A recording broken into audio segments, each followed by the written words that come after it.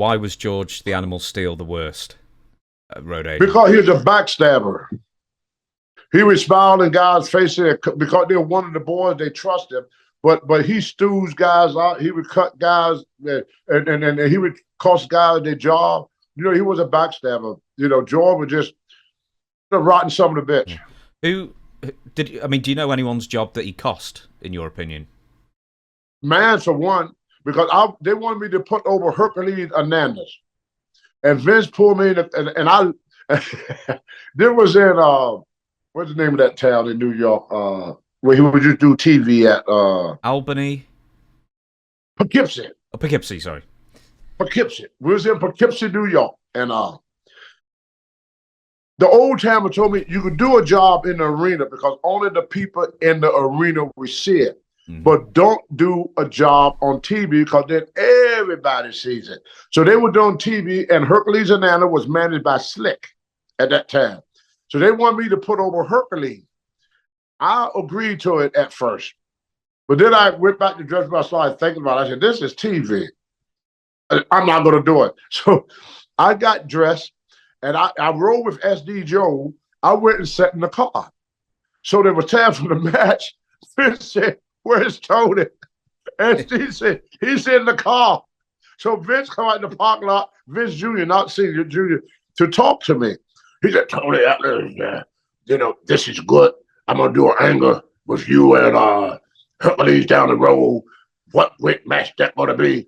Hercules versus the Mighty Atlas. It's going to be great. And besides, you're going to get screwed anyway. He's not going to beat you. I'm going to have Slick to take the king, and you're going to pick him up for the press slam, and he's going to pull your legs from under you. And then we're going to go all over, make money with this. Come on, Tony, let's go make this money.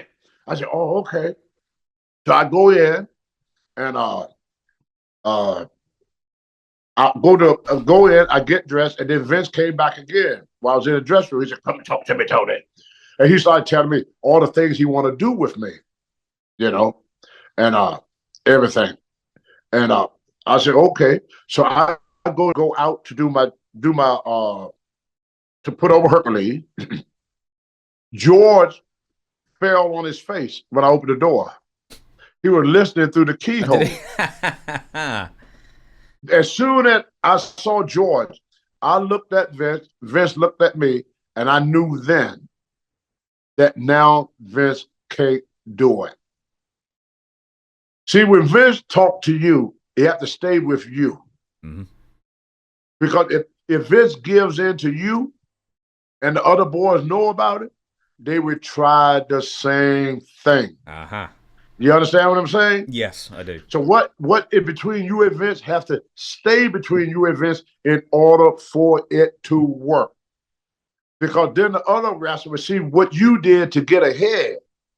Like, to understand the rest, not the entertainment business, the wrestling business, it's a dog-eat-dog world, and you have to get your bite out of it. If you finish the wrestling business and you have one friend, consider yourself lucky.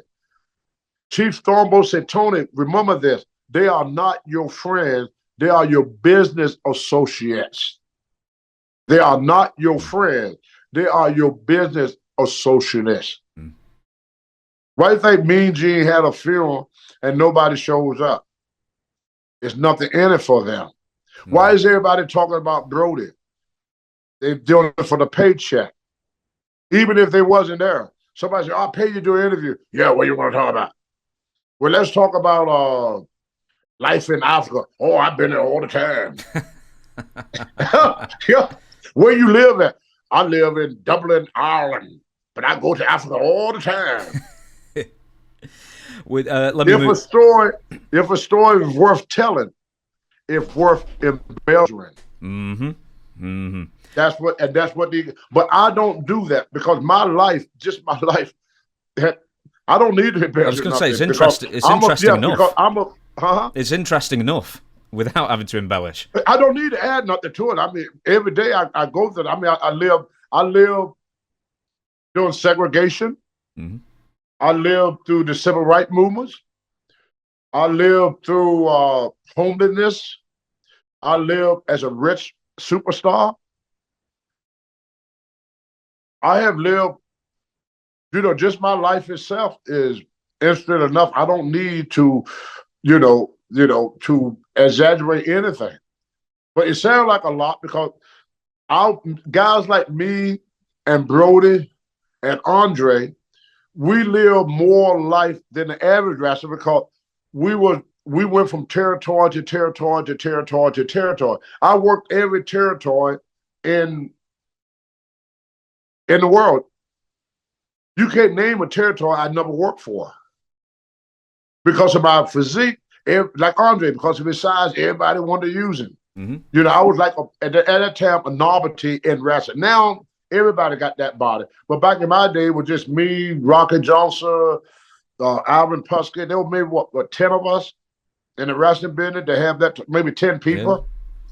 Yeah. Now, it don't mean nothing. Everybody got a great physique now. But during that time, it wasn't. I would say that me and Earl Maynard was the name, and myself was the only competitive bodybuilder at that time in wrestling. Most of them never competed in a competition. Mm-hmm. I competed in competition. I was a competitor.